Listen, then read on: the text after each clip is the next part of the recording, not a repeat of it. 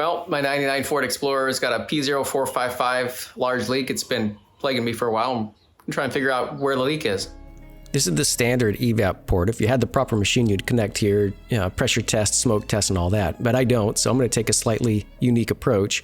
We're going to go underneath the car, put it up on jack stands. We need to remove the spare tire. If you've never done it before, you'll need to get these tools out that come underneath the back seats. Grab the end with the tang on it and stick it in the hole that's just above the center of the back bumper.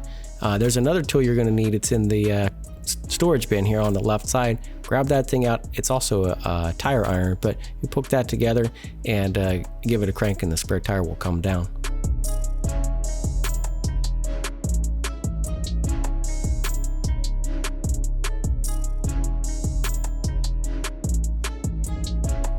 Now that we've got the spare tire out of the way, we can get to these two Evap disconnects.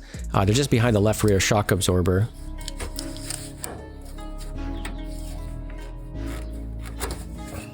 Here I'm removing the tray that contains the vent valve solenoid and the charcoal canisters, and they could be source of the leak and cause of our problem as well. So I'm going to get this down and out of the way.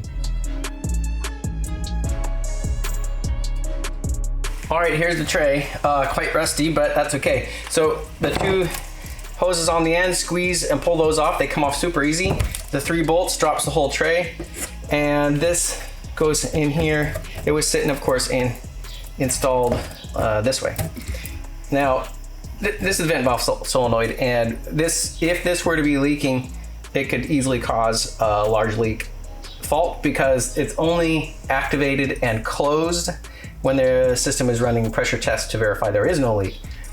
That's the way I understand it anyway. And if it's not closing properly, maybe that's our problem. We're gonna test it. All right, we got the vent valve out. I'm gonna check continuity first. So on my ohm meter, we want to verify that there's a connection between the two terminals and the coil is good inside. And 60 ohms, looks like that's probably approximately correct. So let's hook up power and see what it does. Set our power supply to 12 volts. I heard it click.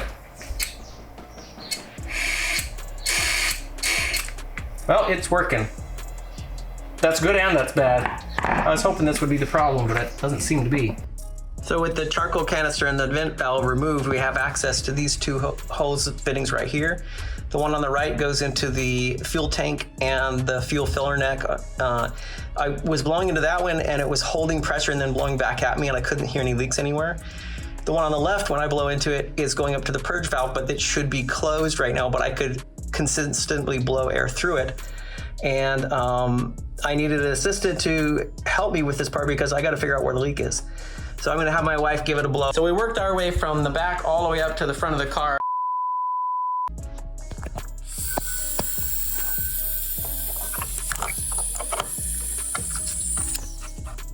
Okay, thank you. So this is the Evap service port, and sure enough, on the side of the service port, there are 2 places. There's a hole right there. And there's another one down underneath too. So I need to replace this or repair this line. But there we go, we figured it out. So there's probably multiple ways to go about repairing this. I almost started with electrical tape and maybe some hot glue on the holes, but I thought, you know what, I probably could do better than that. I've got some heat shrink tubing and these things. Maybe we can cut it, poke these in, heat shrink tubing, seal it back together that way. I don't know. We'll give it a shot. Honestly, we could probably just cut the whole thing and plug it, but I'd rather keep it intact in case someday, somewhere, somebody ever wanted to use it again. I think that's the right thing to do, I guess.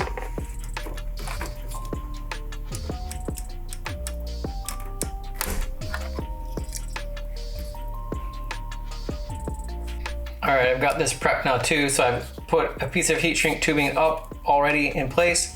This thing is just press fit. It's a little loose, but I think what I'm going to do is put a little dab of hot glue around it, smash it in, maybe a little more, smash the other end in, put that down, and just heat shrink the whole thing together.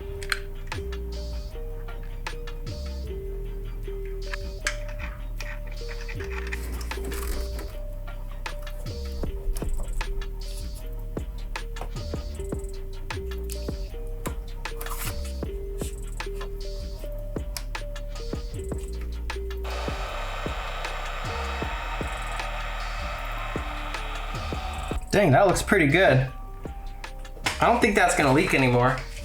Now, I don't have much of this left, but I wonder if I can get that over there to help prevent it from happening again. Plus, I wish I had a slightly larger size, but we'll see if I can get it to fit.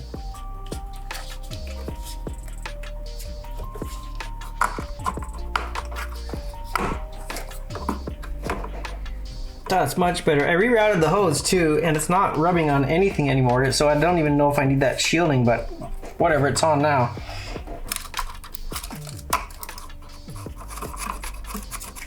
Well, while I had everything out, I decided to start cleaning too, and I mean, maybe this is totally pointless, but I'm wasting time, but whatever. I was just wiping it up real quick, so we'll finish it. The platform that these things sit in was absolutely disgusting. It was rusted to heck. I used the wire wheel on it, and then I painted it, so at least maybe it'll last a little longer than it was going to.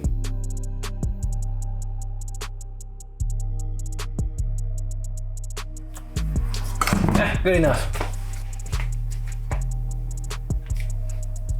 You should have seen how bad this was. Maybe you did. I don't remember what it looked like when I took it out, but it was bad. It was bad.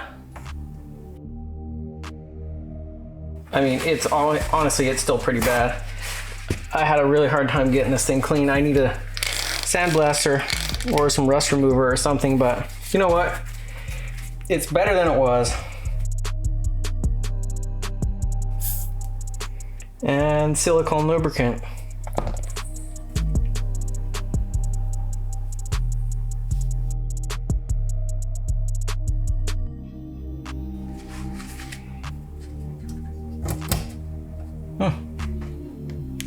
That worked.